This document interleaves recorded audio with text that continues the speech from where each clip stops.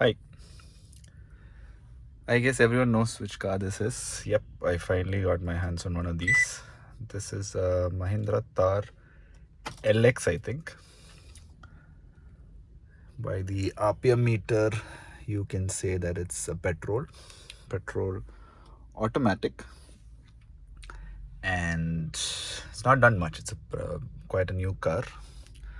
One of my uncle's cars, actually my cousin's car. I'm taking care of it for some time. So it's a beautiful car to drive on and off the road. I haven't done much off-roading on it, but I don't need to tell you, you've seen enough videos of it. But on the road, my impressions are this is quite smooth, and being a petrol automatic, it's hardly you don't realize it, just keep going on the road. And it's quite powerful. 150 bhp is not something to be taken lightly. Since it's a running in period, I've not really floored it, but it's quite powerful.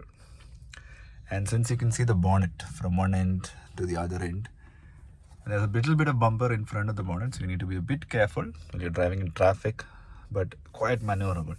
Only at parking speeds, I think this is a hydraulic power steering, so only at parking speeds, you need to be a bit careful, or it's a two-arm workout. Normally, Hyundai or a Maruti, you can turn with one hand, but this one, at least during normal parking periods or parking times, you need to use both your hands. So that's one of the things. So if you're used to driving a crossover or a SUV that people call as SUVs, which is like not a ladder frame chassis, this is going to be tough on the road. So if you buy it just for the sake of the looks, it's not going to be easy for this car.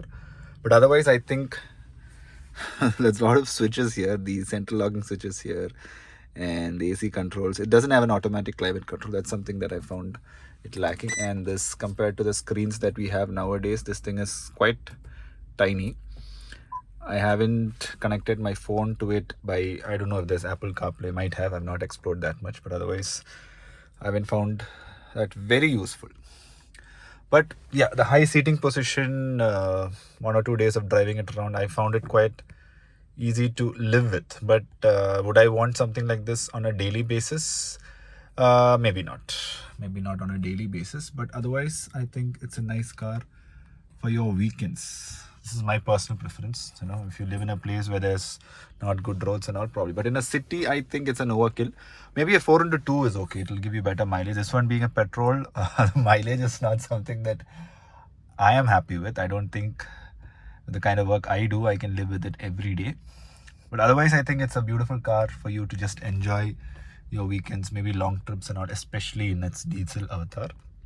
I haven't driven the diesel, so I can't tell you much about it.